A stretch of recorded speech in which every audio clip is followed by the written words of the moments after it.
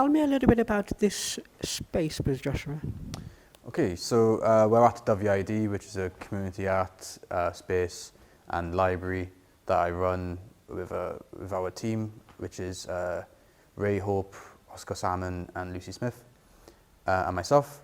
We're we call ourselves neuroqueer, so it's a neurodivergent and queer space. That's how we identify, and that's our audience, our community.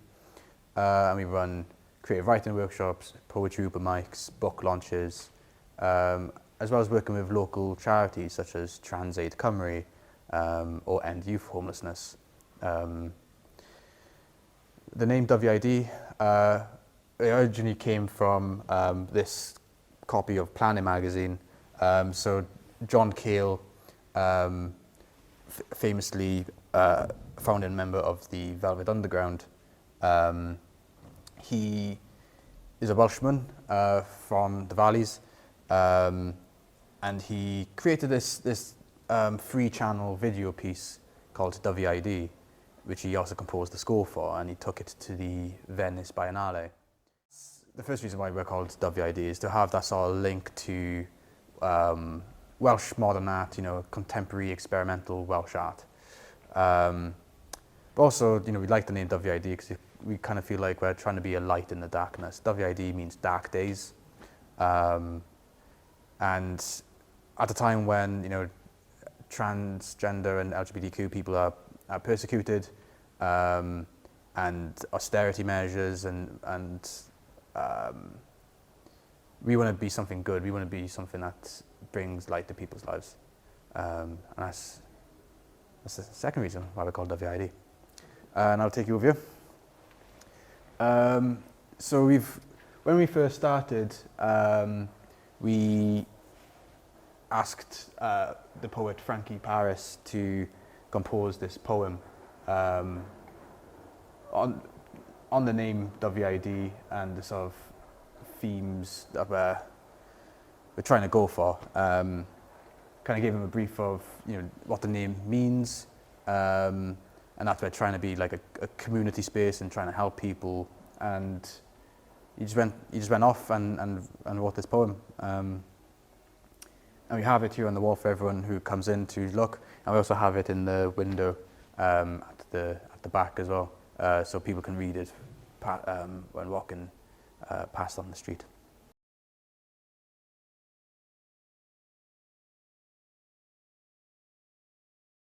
When did you know you were going to be a writer? I don't think I ever had a moment where I thought I was going to be a writer. Kind of just did it. I don't really remember writing much when I was a kid or when I was in school. I think my mum would probably say something different. But I started kind of messing around with writing properly when I went to university and got into this sort of local punk scene, and there's a lot of crossover between like the sort of punk and hardcore bands with spoken word. So yeah, I came into writing from a sort of spoken word background, performing, supporting sort of punk bands or like acoustic singer-songwriters and things. So and I learned kind of writing from bands, from my interest in like lyrics. That's where I started for me. So I'm going to read a poem called The Summers. This is soon to be published in a publication that is a collaboration between Right Back and Lucid Dreaming. It's called The Summers. Spider-Man squirting spider silk from a white cotton-spun vest. Girls think the fabulous muscles under my uniform are real. A birthday party in soft play McDonald's Darth Vader cake. Hot Wheels arranged by size plastic dinosaurs that taste of time. I wished for a brother, wish fulfilled. I used to think all wishes come true. Uncle and I with matching hair. Oi! Does your mum cut your hair with the same bow? I wanted to kiss boys and girls couldn't kiss either with these shitty fucking haircuts. School was a time loop. Every parent's evening, every report repeated. Your son is bright and gifted, if only we could get him to pay attention. Whenever I pay attention to the pain, I see white lights and stitches. The first time feeling space between socket and bone when pulled apart, a childhood documented by doctors, slings, casts and stitches. Was this why I retreated into myself, to allow the body to fix itself? The summers of my childhood taste like wild garlic and vinegar. Chips fall from my paper knees. I bury them in Tenby sand with my foot. This must be the place I felt I could exist somewhere physically. I don't wear costumes anymore. No more Spider-Man, just Welsh salt, Welsh soil. This skin is a mask.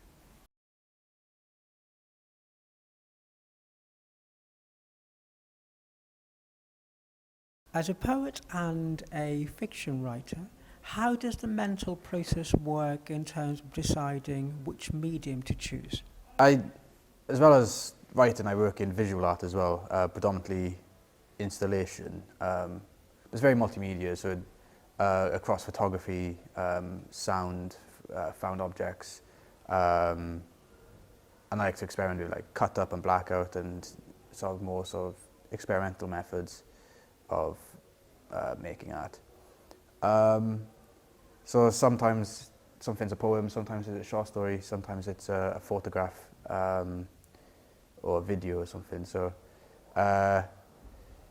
which obviously a lot wider than just poetry and fiction. I don't really have a surefire way of deciding. It's just where the idea takes. I think the idea dictates the form. So I try to have quite a healthy balance of finding an equilibrium between purpose and intuition. Planning something to an extent, and then letting it, follow where it wants to. Which doesn't mean that it's always a conscious choice.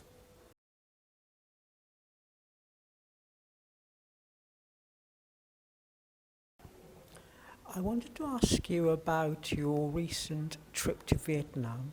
What actually led to the trip, and what have you gained as a writer from visiting such a country? Obviously, like Paphian are publishing my book, Local Fires, and they've been really great. Just like supporting me and helping me gain opportunities in writing that I just wouldn't have been able to on my own and hadn't previously. One such experience, going out to Vietnam, and I went to Vietnam with Paphian and the British Council. The British Council do a season in a different country every year. This year it's Vietnam. For two reasons. It's 50 years of British presence in Vietnam, 30 years of the British Council having offices there. So I'd put an application in to devise a project between Welsh writers and Vietnamese writers, looking at queerness, LGBTQ plus issues in Wales and Vietnam, but also shared heritage, things that bind us. So I was able to go out there, and I'd spent weeks, months even, researching as much as I could. Arts groups, arts collectives, publishers, who are doing things really differently out there and experimenting with writing and publishing writing, but also in art as well. So that when I finally was able to go out there, I met them all in person, and some of them are involved in the project now. It's just been incredible I went out there in May and been able to keep those conversations going, and actually work with them for this whole time since, which has been amazing. So the project, the name of the project is called Room Astafell Fuang, which is just room in English, Welsh and Vietnamese. And we've been just writing about queerness and what that means to us. But everyone's all multimedia artists as well. On the Welsh side, we have myself, we have Leo Drayton and Lauren Morris, who are also poets and actors. And on the Vietnamese side, you have filmmakers and you have photographers and you have playwrights, as well as essayists as well. So it's been really just incredible to see how everyone kind of responds to the themes of the project, and I'm excited for the publication, and just showing all these different strengths and ideas. I wanted to ask if you met any Vietnamese poets there, because my knowledge of Vietnamese poetry, the little instruction I had, is that it's actually kind of very much formal to how you write, which is much more free verse. Well, there's a lot of the Vietnamese poetry known in the Western world are usually like Vietnamese American. So obviously like Ocean Vuong is like the most well-known one. Paul Tran as well. But a lot of the poetry from Vietnamese writers living in Vietnam is very, there's a lot of symbolism, and there's a lot of metaphor. Everything's dressed up, which means that there's actually more to read. I think with a lot of my stuff, I think it can be very on the surface, or at least appears to be on the surface. But with them, you really have to work to read the poem, I think, especially from a Western perspective. That's obviously just because of how conservative the country is. It's a communist country, but it's one party communism. It's still quite sort of dictatorial, and there's quite a lot of surveillance there as well. So people have to protect themselves, and have to protect themselves in their writing and their art as well. And that's where that sort of that symbolism hiding what you're actually saying comes from. So in some way, that's very much kind of similar to the minority communities, like the LGBTQ community in this country, where they're sort of, they'd been, for a very long period, there had been this need to hide away before the safe spaces could be found. That's true, but alongside that, there's also a really, interesting history of transgression as well. You had artists and activists such as Derek Jarman, who I feel I have a massive affinity with. He was very openly gay and very openly, very open about his diagnosis as someone with AIDS, and did a lot of campaigning and activism around that. And in his art as well, didn't shy away from it. But then you have someone like Tom Gunn, his poetry collection, The Man with Night Sweats, is about his friends dying of AIDS, but it's nowhere near as in your face as something like Derek Jarman's work was, for example, from like the later period of his life. And he was still thinking of form, and everything is still in a rigid rhyming structure in the poems, despite the subject matter. And Derek Jarman, across his art, across his writing, didn't care for that at all. It was the message first. So even I think throughout history, there's this. You have the sort of like the hidden messaging and the subtlety, but then you did have figures who were very open and very transgressive.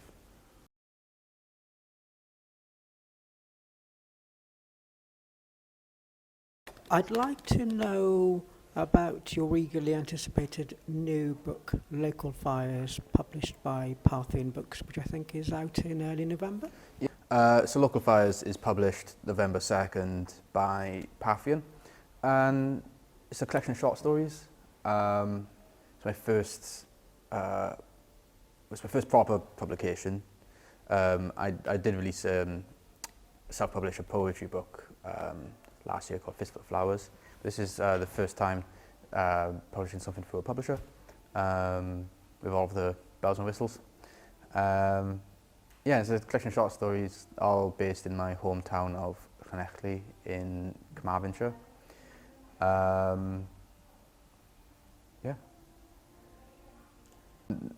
The stories are kind of consider what it means to be neurodivergent and queer, growing up in a working class ex-industrial town on the South Wales coast, and how it feels like to kind of feel ignored and unseen in these sorts of communities. I think even if you aren't, if you're cisgendered, if you're heteronormative and neurotypical and all these things, you can still feel very much unseen and ignored in communities such as that. Completely ignored by government and overlooked. And that's what that's the main focus in the stories for me. But I think, it's not. I think quite a lot of people see my work as quite gloomy, but I think there's actually a lot of hope and humour in there as well. I think quite a lot of the stories are funny. Maybe other people might not get my sense of humour, but yeah.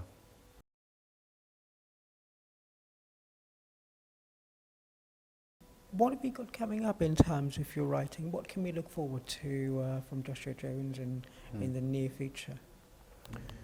Yeah, I've always got a few plates spinning.